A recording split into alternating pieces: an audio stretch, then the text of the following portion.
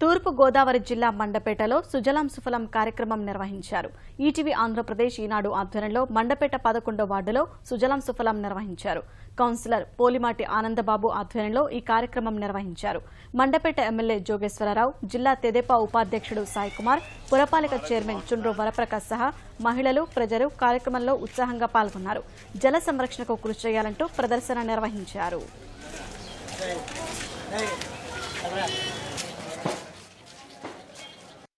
మంచినీరుని రాబోయే తరాలు కూడా ఉండాలనే ఒక మంచి ఆలోచనతో ఈ సుజలాం సుఫలాం కార్యక్రమాన్ని చేపట్టినందుకు ఈనాడు ఈటీవీ యాజమాన్యం శ్రీ రామోజీరావు గారిని మనసారా అభినందిస్తున్నాను.